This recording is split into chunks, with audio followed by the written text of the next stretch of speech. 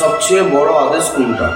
বাইবেলের মধ্যে সবচেয়ে বড় আদেশ বা দরকারি আদেশ কোনটা, যেটা মানলে আমরা বেঁচে যাব, পাপ থেকে ক্ষমা পেয়ে যাব এবং মৃত্যুর পর আমরা স্বর্গস্থ জীবন আমরা লাভ করতে পারবো? তো বাইবেলের মধ্যে সবচেয়ে বড় আদেশ কোনটা, সেই বিষয়ে আজকে আমরা দেখব। মধ্যে সুসমাচার 22 অধ্যায়, তার আমরা 36, 37 আর 38 আমরা পাঠ করবো। এখানে লেখা আছে, তাদের মধ্যে একজন ধর্মশিক্ষক যিশুকে পরীক্ষা করবার জন্য জিজ্ঞাসা করলেন, গুরু, মসির আইন কানুনের মধ্যে সবচেয়ে বড় আদেশ কোনটা? এক ধর্মগুরু একদিন প্রভু যিশুকে জিজ্ঞাসা করছেন, সবচেয়ে বড় আদেশ কোনটা? সবচেয়ে বড় আদেশ কোনটা? যিশু তাকে বললেন, সবচেয়ে বড় এবং সবচেয়ে দরকারি আদেশ হলো, তোমরা প্রত্যেকে তোমাদের সমস্ত অন্তর, সমস্ত প্রাণ, সমস্ত মন দিয়ে তোমাদের প্রভু ঈশ্বরকে ভালোবাসবে। 39 লেখা আছে, তারপরে দরকারি আদেশটা প্রথমটার মতোই, তোমাদের প্রতিবেশীকে নিজের মতো ভালোবাসবে। হালেলুয়া। বাইবেলের মধ্যে সবচেয়ে বড় আদেশ কোনটা? তুমি তোমার সমস্ত মন, সমস্ত প্রাণ আর সমস্ত শক্তি দিয়ে আর বুদ্ধি দিয়ে তুমি তোমার ঈশ্বরকে ভালোবাসবে, আর তোমার প্রতিবেশীকে নিজের মতো তুমি ভালোবাসবে। এই আদেশ কিন্তু অনেক বড় আদেশ। এটা হয়তো শুনে মনে হচ্ছে হয়তো ছোট, কিন্তু এটা অনেক বড় আদেশ। কারণ সমস্ত মন দিয়ে ঈশ্বরকে ভালোবাসা, সমস্ত বুদ্ধি দিয়ে ঈশ্বরকে ভালোবাসা, সমস্ত শক্তি দিয়ে ঈশ্বরকে ভালোবাসা, এটা কিন্তু সহজ নয়। এটা কিন্তু সহজ নয়। বাইবেলের মধ্যে সবচেয়ে বড় আদেশ।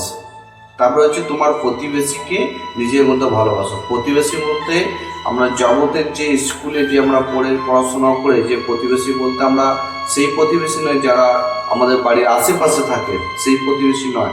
এখানে বাইবেলের প্রতিবেশী বলতে তাকে বোঝাচ্ছে, যেমন বাইবেলের মধ্যে লেখা আছে, আমার প্রিয়, এখানে আমি একটু পড়ে শোনাবো আপনাকে, যে যিশু সেই শিক্ষক যে সম্মান রক্ষা করবে, যিশুকে বললেন, আমার প্রতিবেশী কে?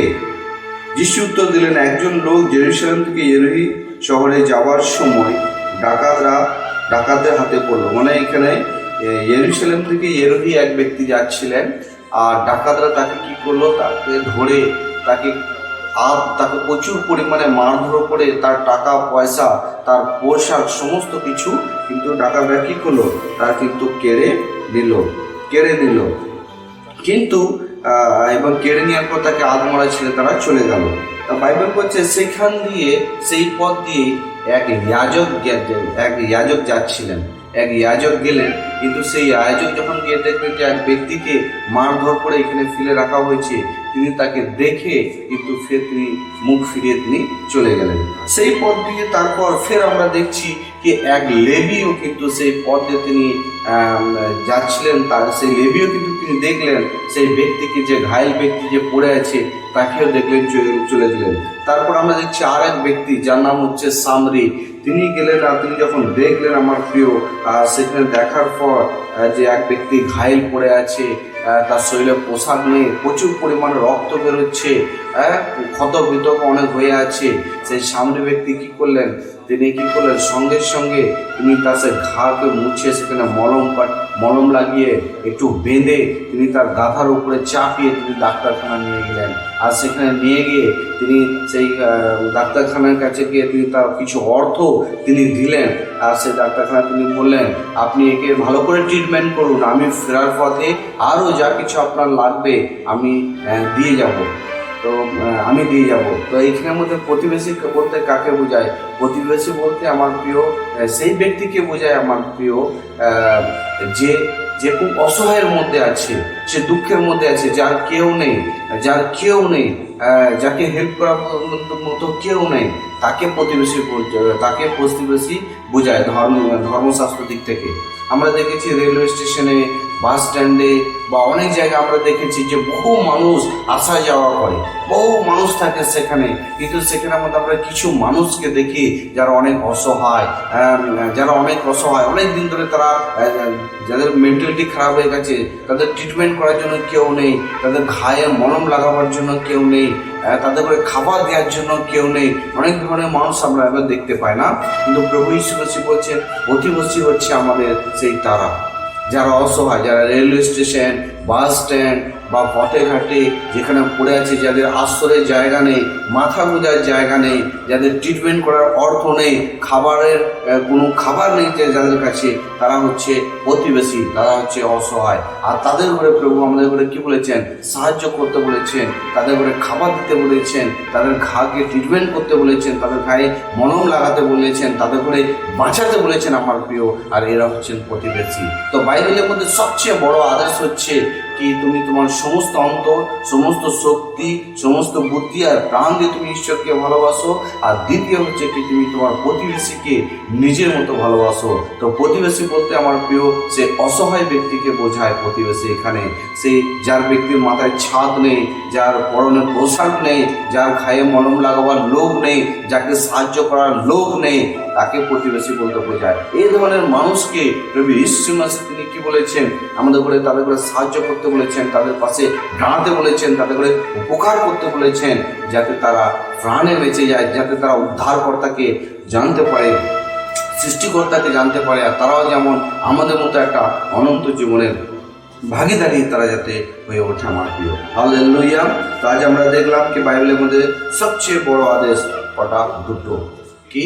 সমস্ত অন্তর, সমস্ত প্রাণ আর শক্তি দিয়ে তুমি তোমার ঈশ্বরকে ভালোবাসো। আর তুমি তোমার প্রতিবেশীকে কি করো? নিজের মতো ভালোবাসো। সমস্ত প্রাণ, সমস্ত শক্তি আর বুদ্ধি আমাদের তার ঈশ্বরকে ভালোবাসতে হবে। এটা হচ্ছে বাইবেলের সবচেয়ে বড় আদেশ। আর আমরা পড়তে পারবো যে আমরা লূক রচিত সুসমাচার আমরা যদি 10 অধ্যায়ে আমরা 27, 28, 29 সেখানেও আমরা পড়ে জানতে পারবো, 30 থেকেও আমরা জানতে পারবো যে ঈশ্বরের সবচেয়ে বড় আদেশ বা মুখ্য আদেশ বা দরকারি আদেশ। শুধু বড় আদেশ নয়, দরকারি আদেশ, মানে এই আদেশকে আমাদের করে মানতেই